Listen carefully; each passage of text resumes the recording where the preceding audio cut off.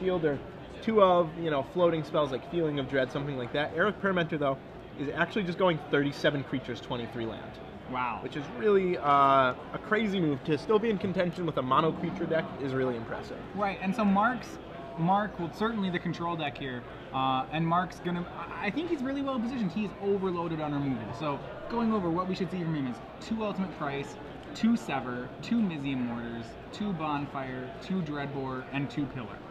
Yeah, that's just so much removal at all points of the curve, too, which is key against a deck like Eric's. So Permenter, as his turn 1 champion of the Parish, he's going to try to quickly get that champion to distance itself size-wise, and a second double champion draw, counter on the first champion. Wow. He wants to get that out of Pillar of Flame range as soon as possible.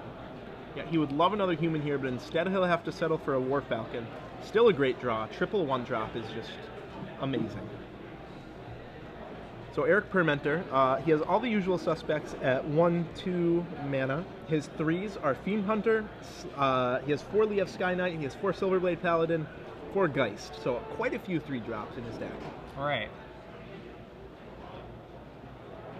Wow, I'm really just exploding out of the gates here. And there's no actual sweeper. I mean, I suppose Castillo could on this next turn make a just Bonfire for 1. It'd be pretty good if he had it in his hand. It would probably be a play. Yeah. Mizium Mortars is really what Marc Castillo is trying to survive till. His next turn, if he goes any acceleration spell on the next turn, he'll be in good shape. But he doesn't even have any red mana right now. His mana base, it looks like, oh no, that's a mountain. Mountain, 2 Overgrown Tombs.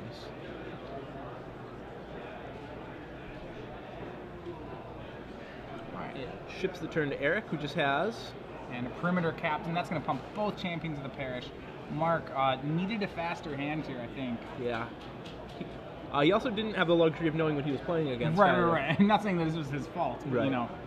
And so he has Olivia Voldaren as his play here. Blood Crypt's going to come into play. Shock him, put him to 9. It's going to sever both the champions. That's pretty good. So he's at 9 life, but all he's going to take next turn is 4, falling to 5. Yeah, and it looks like that's a Rakdos' Return in his hand. He has 3 in the main deck. Not a good card for this matchup at all. Eric at this point just has lands and whatever spell he draws for his turn. Right. And it looks like he drew a Thalia, so that's a great draw for Eric. That's going to really put even more pressure on Marc. And he's representing lethal through 1 creature, so Olivia won't do it. It'll have to be Huntmaster. Marc Castillo down to 5. And post-combat, we're going to see a Thalia. Thalia there actually will prevent the Bonfire for 2 were Marc to have it. But he's drawn, did he draw the Thragtusk? He had the Thragtusk, he didn't have the 5th land. All right, so very fortunate 5th draw. That one, once again, that 5/3 is just so good. He's going to go with Huntmaster the Fells instead. Yep, he'll go up to 7. So he won't die from this attack, but he will have to block with at least a wolf. He'll probably block with both his creatures. Yeah, if he blocks with both his creatures, he can take, well, it depends on how much he wants to chump versus... All right, so the swing here, remember, the War Falcon will deal 2. If Perimeter Captain hits, it's going to make another soldier token. He can kill it for the price of both his creatures if he puts them both, and I think that's what he's going to do, both double block on Perimeter Captain. Yep. So, the real the Huntmaster gets taken down, the wolf will survive, and Castillo's going to drop the 2. Yep. Now, unfortunately for Eric, he doesn't have anything to add to the board this turn. He's flooded on land. I think he's drawn more land than spells this game. He's still gotten his opponent to 2, though. Yeah. There's the Tusk. Marc up to 7. And Thragtusk, just 5, such a big number. That guy really, I think, without a doubt, the defining card in the tournament. Yeah, no doubt. And here's a Fiend Hunter. That'll take out the Thragtusk, but not before a Beast comes into play. And this attack will drop Marc to 5. So Marc's gonna have to find an answer to this flyer. Once he does, then he just needs to he has an Olivia in his hand that should be able to mop up the mess. Yeah, and there it is. There it is. So that's gonna immediately answer War Falcon and presumably will answer Fiend Hunter in short order. The draw from Eric Permenter, so he just needs to find a way to sneak 5 more damage. He really hopes to get a Feeling of Dread here. He doesn't play right. He's on no spells, right? It's just creatures. Not a single spell in his deck. So he drew one of the spell creatures in his deck in the form of Liev Sky Knight. but I don't think it's going to be enough here. We've got to try for it. It's the best, I think I agree with you. It probably is not enough. But some sequence of plays involving Geist of St. Traft, Silverblade Paladin might be able to sneak in these last few life points. Olivia becomes detained, but not until she has a chance to shock War Falcon off the table. Right. Not any good attacks. He can't actually attack with Marc Castillo is going to scoop up the game. There's no way he can win. Yep, just scoops him up. He knows that his Fiend Hunter not long for this world. So Marc Castillo wins the first game. Gets down to 2, stabilizes thanks to Thragtusk, able to pull back in on the win. Yeah, just these life gain creatures in Standard right now are so strong. Huntmaster and Thragtusk just gain so much and prevent so much damage. It's really impressive. Something like Fiend Hunter, usually a hard answer, is not against these creatures. So the players will go to their sideboards. Eric does have some actual spells in his sideboard. He doesn't have 15 creatures in the board. He has Rest in Peace, Feeling of Dread, Fiend Hunter, Negate, Erase, Elite Inquisitors, and Thalia, Guardian of Throbbing. There's not too much you can use. Fiend Hunter is probably his best option, I think. I mean, because the way that Jund stabilizes is with these threats like Olivia, with Thragtusk, more pseudo spells, I think, is what he wants to do. Yeah, I think if I were Eric, I would side in 2 Feeling of Dread, 2 Fiend Hunter, and maybe the extra Thalia, but that's it. I definitely wouldn't bring in Rest in Peace, definitely wouldn't bring in Negate or Erase. Those aren't going to help him win. He can probably shave some of his weaker creatures in the matchup, just some of the things that don't match up as well. Off the top of my head, maybe something like Silverblade Paladin. That's pretty good. It's part of his combo nut draw. With Champion of the Parish, it's just very, very strong. I'm not sure what to side out in this white weenie deck here. Well, I think what he wants to do is, in this matchup, is rather interesting when we're talking about what to side out. I suppose I'm not positive. When I look at it, I would probably try to side out cards like Precinct Captain. I think I want cards that either hit hard or give me utility, and Precinct Captain doesn't do either. He makes 1/1s, but I just don't think they're very relevant in this matchup. If Jund is stabilizing, I think it's stabilizing through the 1/1s. So you're essentially just like paying for a 2/2 first striker. I think we can do better. That's really all it is. I mean, it's just to occupy the spot in the curve, which makes it really hard to cut. I think that if he sides that out for anything, it'll be the Elite Inquisitor, protection from the Huntmaster, for example. I feel like we'll just see him shave a few cards here, maybe like 1 Silverblade Paladin, things like that. Maybe 1 Precinct Captain, but I really think he has to keep his curve intact. Marc Castillo, on the other hand, has a lot more options. He has things ranging from Rolling Temblor, which I'm sure we'll see, because if it's not in here for this matchup, what matchup is it for? So we'll see Rolling Temblor, we'll see Abrupt Decay, Dreadbore, Bonfire, we'll see Liliana of the Veil maybe even, Deathrite Shaman is possible. He has a real lot of sideboard cards. Yeah, so it's just that extra Bonfire, just more removal, and Castillo, remember, he's already a removal-heavy Jund mid-range deck. I think it's very bad for Eric that he didn't get the first game here. He was on the play against a removal-heavy Jund deck, and before didn't get the win. This is going to be hard for him. Right. Even if he wins this game, he'll have to win a game 3 on the draw, which is very tough. Marc has a lot of cards, well, has a decent number of cards to side out. The Underworld Connection, the Rakdos' Returns, those will be easy side outs. Maybe something like a Rakdos Key Rune since he's cutting his X spells, maybe even 2 Rakdos Key Rune. Garruk Primal Hunter, he'll shave the expensive cards that don't do what he wants to do, which is just survive. Right. So I imagine we'll see some combination of those taken out. He doesn't need the acceleration from the Key Rune. He'll just want to cast removal on turns 1 through 4 and then play a Thragtusk or a Huntmaster.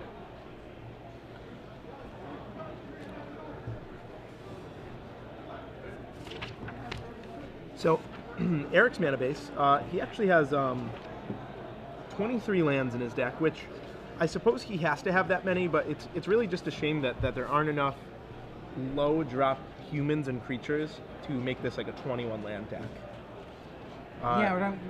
Permenter's deck. I mean, really, so it's Champion of the Parish is the ideal 1-drop. And when you dive into green, you get Avacyn's Pilgrim, who's a close second. But otherwise, that's why I think we're seeing things like War Falcon. Right. He has to have A1 You drop. need something. Doom Traveler is just not that good anymore.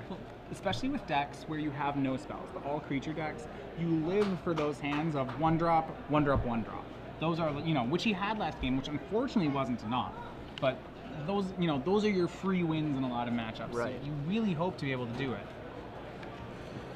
So yeah, and if not for Sever the Bloodline, of which there are only 2 in Eric Castillo's deck, he would have lost that game. Right. So it's unfortunate that didn't get there, but so I think that's how we're seeing War Falcon. War Falcon's pretty serviceable. It's a flying elite vanguard for the most part in his deck. It's rare that it can't attack on the turns it really needs to. Exactly. It's not like if your only 1-drop is War Falcon and you can't activate it on the second turn, you shouldn't be keeping that hand. So that's kind of a knock against it, because you can say it'll make you mulligan more often, but I don't even think that's the case. If your War Falcon hands can't attack, you should probably mulligan anyway. So it looks like the players have drawn their 7 and trying to decide whether to keep. And they'll both send it back. All right, so 6 on 6, keeping it fair. I don't think we've seen this all day today. We've seen very, very few mulligans. Yeah, we've actually, very few mulligans today, which has been good. Letting the decks battle for the most part. Yeah, that's always fun. You don't want to watch a round that's mull to 5, get crushed, mull to 5, get crushed. That's not fun for anybody. Not even the one that wins. All right, so just to run on some of the decks that we already have in the top 8. We have a green-white humans deck that's being piloted by David Coons. We have Adam Prosak, and he's playing a 3-color tempo deck. We also believe Jacob Baugh is probably in the top 8. He's on a Bant deck. It's on a no Planeswalkers Bant deck. Planeswalkerless Bant. Yeah, so a lot of these are different. What I think is really interesting is perhaps we have, I think this comes from the fact that these decks are very modular. They're good cards decks. We have some archetypes, but the decks inside those archetypes are fairly different.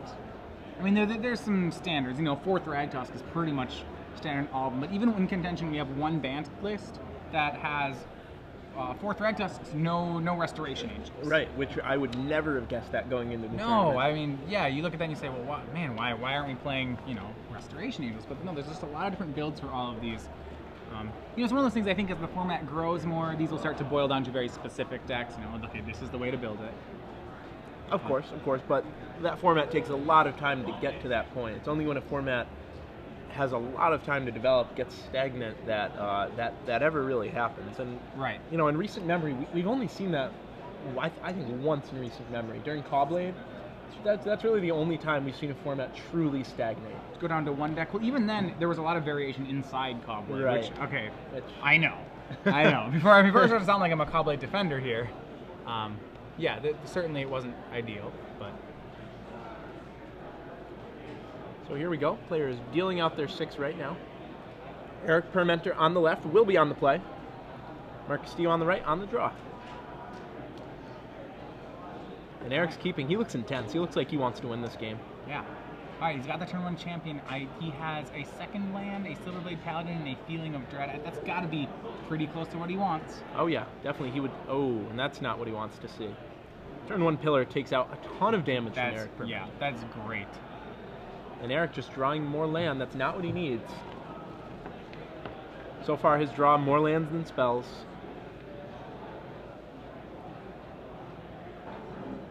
Okay, so this isn't unreasonable. He has turn 3 Silverblade Paladin, threatening turn 4 Sublime Archangel for a boatload of damage. That'd be 8 if that works. Just another pillar, though. Marc Castillo really has these cheap removal spells when he needs them. Just dealing with each of the threats as they come. All right, Sublime Archangel. So Permenter is going to have to go. He's going big here. Going big toe-to-toe with Jund is pretty scary. Yeah, and that's why. Yeah, exactly. I remember Permenter with Fiend Hunter is his only... wow, did he draw the Fiend Hunter? Drew it. I was going to say, Fiend Hunter is the only removal spell. He's going to detain it. Now, remember, that means Olivia's going to get a chance to shoot the Eye of Sky Knight. Not as thrilled about that play. Yeah, not sure I like it. Now, if it took Marc Castillo 2 shoots to kill the Lee of Sky Knight, I would like it a lot more, because that takes up his entire turn. Right. But 1 shoot, he can now play another spell. Yeah, so Castillo took 5 on that attack. So that believe put him to 13. Or took 6, sorry. Yeah, everything has exalted. So Geist of St. Traff drawn for Eric. Wow, and Eric's drawing his way out of this. So yeah, Olivia about to go away quickly. Yeah, it's gotta take down the live Sky Knight. For sure. Yeah, so I mean that play last turn, I think really probably not what he wanted to be doing. Yeah, it plays around another Olivia really well. Right. But that's about it. Well, the problem is the second, you don't have an answer for the second Olivia anyway. Unless you actually are planning to try to just keep it on the board and win through it, but that's hard to suspect. do. That's hard. All right, and actually, Castillo's not going to shoot live Sky Knight. Wow. So maybe he has a removal spell for his Fiend Hunter. And he'll say attack phase. Abrupt Decay. All right, that's rough. And then, yeah, okay, here we go. Abrupt Decay, shoot it. Now all of a sudden Sublime Archangel trades with Olivia Valdarna. I mean, if you're Permenter, you have to offer that trade anyway. Of course.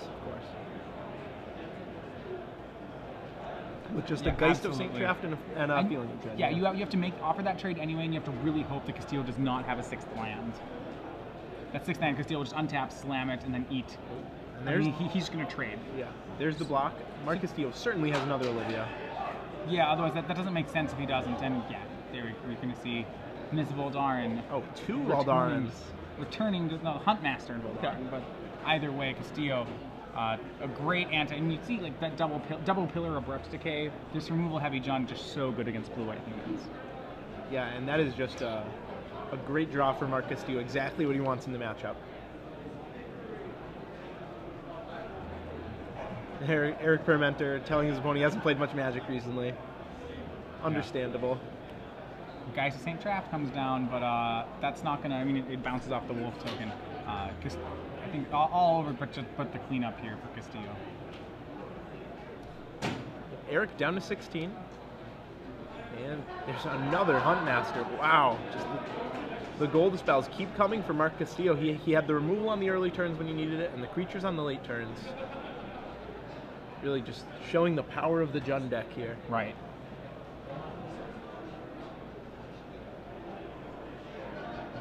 And Eric, with only a Silverblade Paladin, can deal 8 right here. He can Feeling of Dread plus Silverblade.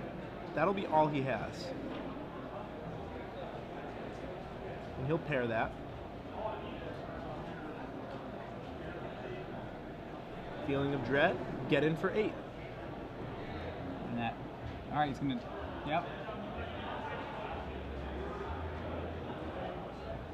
Oh, nice. He pairs the 4/4 Angel token with the Silverblade Paladin. That's a heads up so play. Puts him into 10, puts Marc Castillo down to 6. Problem here is what happens when Marc just says no. Right. Only has 1 Feeling of Dread available. Well, if Marc just says go, he can repair, can he, with the Angel token? And flip the Huntmaster. Okay, sorry. So yeah, so you can flip the Huntmaster. So actually, it's kind of interesting. I suppose maybe I spoke too soon here. Marc Castillo is going to have to be careful. He certainly has an advantage on the board. He has 1, he's going to pass turn. Adam Prosak, please report. Both are going to flip. They can't. They're both going to target Silverblade Paladin. They. Means Permenter only takes 2 there, then I believe, unless it's a double targeting ability. I'm pretty sure it's creature target player because you can shock him when there's no. It's a double target. So Permenter will take 4 then, and drop to 10. Right, so he does have the ability that Angel token can, barring a kill spell, can put Marc Castillo to 2. Now the worry is that what he'd want to have is a Moorland Haunt token, so maybe finish it off. He can't. The biggest worry is that if Marc Castillo is able to play 2 spells at any point, before he's dead, the game's over. Right, then it's just over. But he has to go for it. He has to attack with that Geist, get in the 4 while he still can, and make a Haunt token. I don't see any other way around it. He really wishes he could Feeling of Dread twice on Castillo's guys, but that'll Well, he only has 1 Feeling of Dread one left. Is it in his hand? No, it's in the graveyard right now. Okay, he only has half a Feeling of Dread, so he can't just go for it here. No, I'm pretty sure his line is get in for 4, Feeling of Dread your 2 4/4s, and hope he rips away to enhance the Moorland Haunt token. Now, so what would those be? Because remember, it'd be a Silverblade Paladin? A Silverblade Paladin, a Sublime Archangel, and I think and a Knight of Glory. That's it. That's pretty good. That's enough outs to take a, that's not an unreasonable line if that's the one he has to play. No, I mean, he still has a good number of outs, like 11 outs, something like that. And at this spot in the game, facing down 2 4/4 Huntmasters, or rather Ravagers, 2 Wolves, that's... 2 Ravager of the Fells. his only Absolutely. play. Yeah, I mean, actually, he's dead on the swing next turn. Remember, the Ravager of the Fells trample, so he can't even chump block. You know, he's dead to Marc Castillo turning those creatures sideways. Right, so he's locked into Feeling of Dreading. He has to Feeling of Dread. Yeah. He's going to have to use Feeling of Dread. So now if you're Eric, yeah, exactly. You just have to ask, how can I win? Yeah, Pierre, on his face, clearly not happy about this line. Castillo will, yeah, okay, just go to drop to 2. Eating Geist to St. Traft. Launch party. Well, a second Geist to St. Traft would be very sweet here. Oh, yeah, that's a good draw, too. Fiend Hunter. Okay. Almost. That's a reasonable draw. Yeah. I think I like Moreland Haunt token better than Fiend Hunter, though. I think I do, too. It's very close. Yeah, I think I do prefer that line. And another Olivia. Mizium Mortars. I think he mortars the Fiend Hunter. Right, and Just to gain your 2 life again. exactly. And Castillo agrees. It's going to go back up to 4 life. It's going to be able to swing for 8. It's going to drop Permenter to 2. That should take care of it. Now, of course, all this was a moot point because Marc Castillo had the Olivia Valdarn in his hand. Oh, and he also has a Pillar of Flame, doesn't he? Yeah, he has a freshly drawn red spell. I don't know what that is. So yeah, he'll attack Permenters down to 2. Yeah, the freshly drawn Olivia is very strong, and he'll just say go. So not the Pillar. I think that must have been the Mortars, but does Permenter? I don't think he doesn't have anything with haste here. I believe he's drawing dead. He didn't even Feeling of Dread there. No. I think you could see the resignation. He knows the score here. There are not many white creatures with haste, and none in standard. Eric Permenter has 1 play left, and that's to extend the hand. Now, the sad thing is if he drew Knight of Glory here, the other play actually wins the Haunting, because you can do it on end step. It avoids Mizium Mortars. Yeah, he can still block with his Olivia, though, so... Which he didn't cast. Right, which Well, you mean he would've may have cast. Yeah. Well, you'd have Knight of Glory and Fiend Hunter. Oh, and the Fiend Hunter. That's You'd have right, the Fiend too. Hunter. Yeah, he would have the Fiend Hunter. I don't mean this is all moot. This is all if he drew the Knight of Glory, but I think he'd have a play, and that's going to be it. Marc Castillo into the top 8, defeats Eric Permenter 2-0. You can see the smiles on his face there. Pretty excited about it. Yeah, it's always nice. Always nice to just breathe a sigh of relief, take a little break after a high pressure match. All right, so Marc Castillo, our 5th